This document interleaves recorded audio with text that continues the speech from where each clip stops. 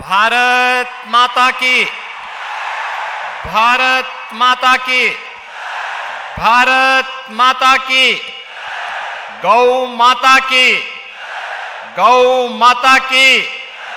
नमः पार्वती पतये हर हर।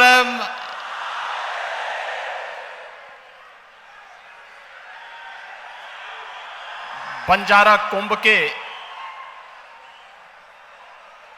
आज के समारोह कार्यक्रम में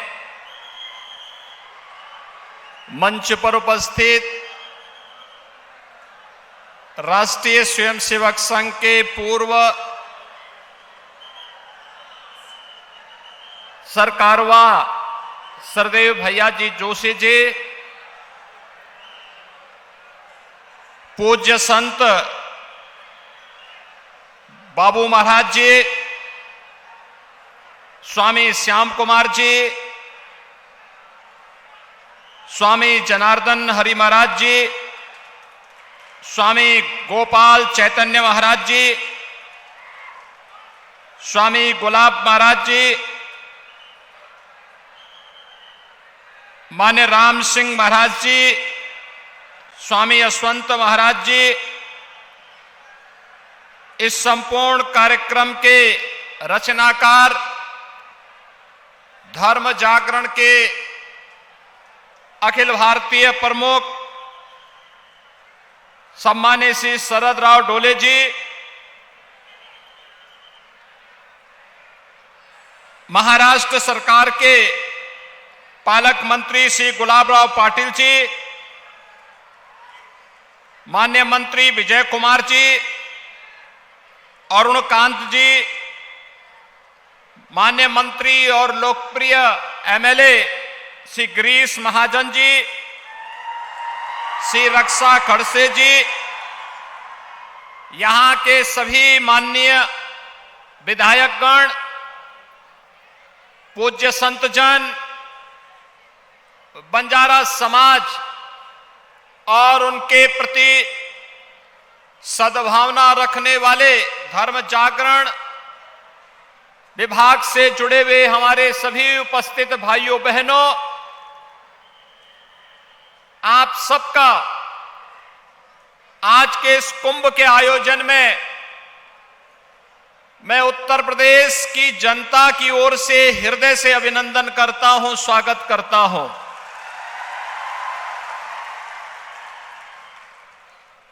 कुंभ का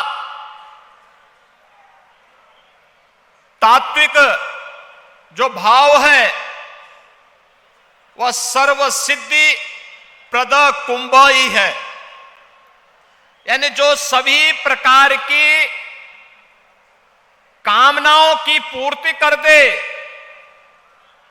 सभी प्रकार की सिद्धियां उपलब्ध करवा दे, वही कुंभ कहलाता है।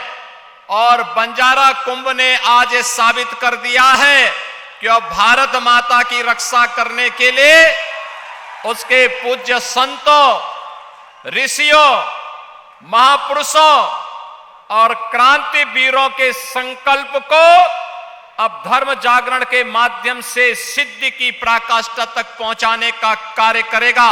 और आज का ये समारोह इस बात का उद्घोष कर रहा है। भाइयों बहनों, हम सबको, हर भारतवासी को सनातन धर्म पर गौरव की अनुभूति करनी चाहिए। आज से 5000 वर्ष पहले हमारा पवित्र ग्रंथ इस बात का उल्लेख करता है, दुर्लभम भारते जन्म मानुषम तत्र दुर्लभ, यानी भारत में जन्म लेना दुर्लभ है और उसमें भी मनुष्य के रूप में जन्म लेना अत्यंत दुर्लभ है। यानी हम सब अत्यंत सौभाग्यशाली हैं कि विश्व मानवता को राह दिखाने वाले भारत की धरती पर न केवल हमने जन्म लिया है, बल्कि दुनिया के सबसे प्राचीन धर्म सनातन धर्म जो दुनिया के मानवता के कल्याण का मार्ग प्रशस्त करता है, उसके रूप में जन्म लेने का सौभाग्य हम सबको प्राप्त हुआ है। हम सबके लिए गौरव की बात होनी चाहिए। भाइयों बहनों, ये हमारे लिए इसलिए भी गौरव की बात होनी चाहिए। सनातन धर्म का मतलब है मानव धर्म, क्योंकि यही तो संदेश देता है दुनिया को। दुनिया में अन्यत्र कहीं नहीं देखने को मिलता है जो कोई ये उद्घोष कर सकता हो कि अयम निज परोवेति गणना लघु चेतसाम उदार चरिता नाम। तो वसुधैव कुटुंबकम का उद्घोष अगर कोई कर सकता है, हमारा सनातन धर्म ही कर सकता है। और सनातन धर्म के साथ छेड़छाड़ करने का मतलब मानवता के जीवन के साथ खिलवाड़ करना है। जो लोग अवैध धर्मांतरण के माध्यम से राष्ट्रांतरण की कुत्सित मंशा के साथ भारत के अंदर कार्य करना चाहते हैं, उनकी मंशा कभी सफल नहीं होने वाली है, कभी सफल नहीं होने वाली है। क्योंकि अब तो ये जागृत समाज उठ खड़ा हुआ है। आज हम उठ खड़े हुए हैं। ये देश अपनी आजादी का अमृत महोत्सव मना रहा है और आजादी के अमृत महोत्सव वर्ष में भाइयों बहनों, आज आपने देखा होगा भारत जिस तेजी के साथ विकास की नित नई ऊंचाइयों को प्राप्त कर रहा है।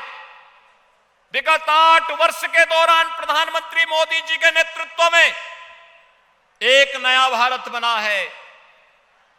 जिस ब्रिटेन ने 200 वर्षों तक भारत पे शासन किया था, उस ब्रिटेन को पछाड़ करके आज भारत दुनिया की 5वीं बड़ी अर्थव्यवस्था बन गया है और बहुत शीघ्र 4थी अर्थव्यवस्था भारत होगा दुनिया की। कुछ ही वर्षों में भारत दुनिया की 3री अर्थव्यवस्था होगा। और जिस तेजी के साथ जिन सनातन मूल्यों की रक्षा करते हुए, मानवता के कल्याण का मार्ग प्रशस्त करते हुए भारत की सरकार कार्य कर रही है, 140 करोड़ का भारत प्रधानमंत्री मोदी जी के नेतृत्व में उलता है। भाइयों बहनों, कोई कारण नहीं, अगले कुछ वर्षों के अंदर भारत दुनिया की टॉप की अर्थव्यवस्था में होगा। इसमें कोई संदेह किसी को अब नहीं होना चाहिए।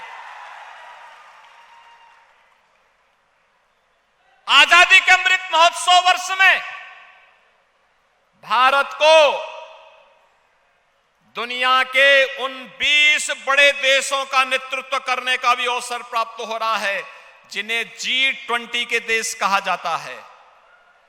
भाइयों बहनों, G20 के वे देश हैं जहां दुनिया की 60% से अधिक आबादी निवास करती है, जहां पर दुनिया के 75% से अधिक व्यापार पर जिनका नियंत्रण है, 85% से अधिक अर्थव्यवस्था पर जिनका अधिकार है और 90% से अधिक पेटेंट पर जिनका अधिकार है। ये वही G20 के देश हैं और प्रधानमंत्री मोदी जी के नेतृत्व में भारत उनका नेतृत्व वर्तमान में कर रहा है। यह हर भारतवासी के लिए गौरव की बात भी होनी चाहिए और यही आपके वोट की ताकत भी है। भारत को यह गौरव मिल रहा है, हर भारतवासी को गौरव मिल रहा है।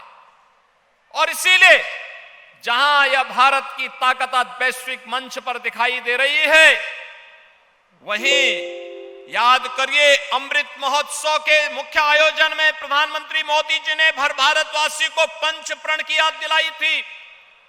ये पंच प्रण गुलामी के अंश को सदैव के लिए समाप्त करना। आपने देखा होगा राष्ट्रपति भवन के मुगल गार्डन का नाम अब अमृत उद्यान हो गया है। और मैं उत्तर प्रदेश से आया हूं ना, सरदेव भैया जी जोशी जी यहां मंच पर हैं। अयोध्या में 500 वर्षों का इंतजार समाप्त करके भगवान राम का भव्य मंदिर का निर्माण भी हो रहा है।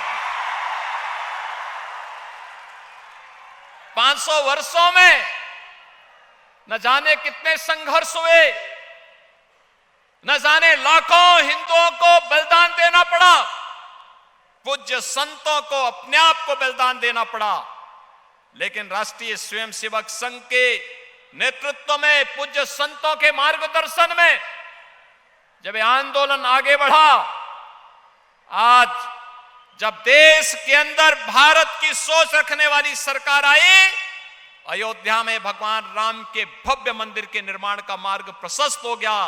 भव्य मंदिर का निर्माण कार्य इस वर्ष के अंत तक पूरा हो जाएगा और रामलीला अगले वर्ष के प्रारंभ में ही अपने भव्य मंदिर में विराजमान हो जाएंगे। हर भारतवासी गौरव की अनुभूति करेगा।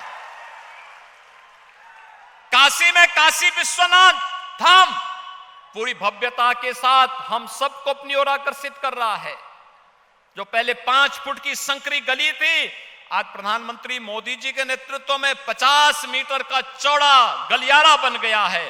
1 लाख श्रद्धालु एक समय में वहां आ सकते हैं।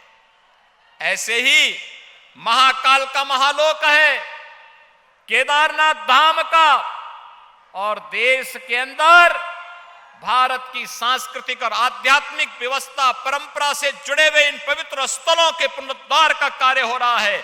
यह है विरासत के प्रति सम्मान का भाव। हमने गुलामी के अंशों को समाप्त करना है, लेकिन अपनी विरासत पर गौरव की अनुभूति भी करना है। और इसी विरासत पर गौरव की अनुभूति करने के लिए भगवान श्री कृष्ण ने कहा था, स्वधर्मे निधनम श्रेय पर धर्मो भयावह। अपना धर्म चाहे जैसे भी हो, उसमें मरना भी श्रेयकर है, लेकिन दूसरे का धर्म हमेशा भय कारक होता है, भय कारक होता है। भाइयों बहनों, जो लोग धर्मांतरण करवा करके राष्ट्रांतरण की कुत्सित मंशा के साथ घुसपैठ करना चाहते हैं, इनकी इस कुत्सित मंशा को सफल नहीं होने देना है। हमें एकजुट होकर के कार्य करना है, एकता के साथ कार्य करना है, मिलकर के कार्य करना है, एक भारत श्रेष्ठ भारत के निर्माण के लिए कार्य करना है।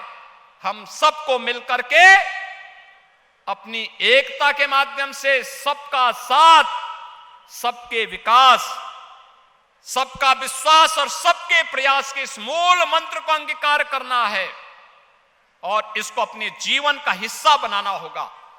जब हम सब मिलकर के कार्य करेंगे, कोई जाति भेद नहीं, क्षेत्र और भाषा का कोई भेदभाव नहीं, किसी भी प्रकार का कोई अन्य भेदभाव नहीं, उत्तर से दक्षिण, पूरब से पश्चिम, पूरा भारत एक होगा और एक स्वर से बोलेगा, तो दुनिया की कोई ताकत आपको आगे बढ़ने से अब रोक नहीं सकती है। दुनिया ने कोरोना कालखंड में भारत की इस ताकत का एहसास भी किया है और उसी ताकत का एहसास आज धर्म जागरण आप सबको करा रहा है। बंजारा समाज हमारा आदि समाज है। इसने सम और विषम परिस्थितियों में कार्य किया है। देश की आजादी की लड़ाई रही हो, धर्म की स्थापना के किसी भी अभियान का रहा हो, विदेशी आक्रांताओं के खिलाफ लड़ने का कार्य रहा हो, बंजारा समाज कभी अपने आप को पीछे नहीं किया है। हमेशा अग्रिम पंक्ति की सेना बनकर के वो लड़ता रहा है, जूझता रहा है। और यही कारण रहा है कि उसे बदनाम करने के लिए ब्रिटिश शासन काल ने तमाम, और मुगल काल में भी तमाम तोहमत उसके ऊपर डाली गई। लेकिन अब देश स्वतंत्र है, अब हर एक को गले लगाने की आवश्यकता है। और भाइयों बहनों, मैं इसीलिए आज आप सबको मैं बताना चाहता हूं, उत्तर प्रदेश देश की आबादी का सबसे बड़ा राज्य है। उत्तर प्रदेश के अंदर कोई धर्मांतरण नहीं कर सकता है। अगर वहां धर्मांतरण करेगा तो उसे 10 वर्ष तक की सजा है। पहले किसी ने किया होगा, उसको अब सजा हो रही है। और यही नहीं है, देखिए उत्तर प्रदेश में दंगे भी बंद हो गए।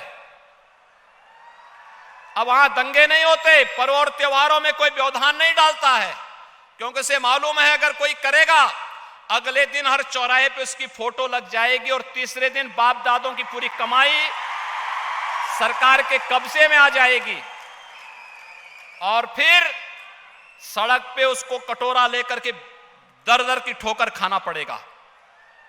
लेकिन साथ साथ अब कोई धर्मांतरण नहीं कर सकता, 10 वर्ष की सजा है। ऐसे ही गौ माता पर कोई क्रूरता नहीं कर सकता, गौ हत्या नहीं कर सकता, गौ मांस कहीं परोस नहीं सकता है। अगर करेगा 10 वर्ष की सजा का प्रावधान कर दिया गया है और सख्त कार्रवाई का प्रावधान कर दिया गया है। हम भेदभाव किसी के साथ नहीं करेंगे, लेकिन आस्था के साथ खिलवाड़ भी कतई बर्दाश्त नहीं करेंगे। यह भी सरकार की मंशा है और उसी भाव के साथ हम कार्य भी कर रहे हैं। और आज मैं आप सबको ही कहने के लिए आया हूं, यहां पर देश भर से आया हुआ बंजारा समाज के प्रतिनिधि यहां पर आए हुए हैं। मैं उन सब से इस बारे में कहूंगा, याद रखना, भारत के अंदर हम सब मिलकर के रहेंगे। अगर हमारा देश सुरक्षित है, हम सब सुरक्षित हैं। दुनिया के अंदर कौन ऐसी जाति, मत और मजहब है जिसको उसकी विपत्ति के समय, उसके संकट के समय हमारे सनातन धर्म ने और हमारे देश ने उन्हें संरक्षण न दिया हो। हमने अतिथि देवो भव के भाव को सदैव प्राथमिकता दी है। लेकिन अगर कोई इसका दुरुपयोग करके आज जनसांख्यिकी परिवर्तन करने का प्रयास करेगा तो फिर स्वाभाविक रूप से उसका भुक्तभोगी भी उसको बनना ही पड़ेगा। और इसके लिए कानून है, कानून के दायरे में ला करके सख्त कार्रवाई करनी पड़ेगी। इस बारे में हम सबको मिलकर के कार्य करना होगा।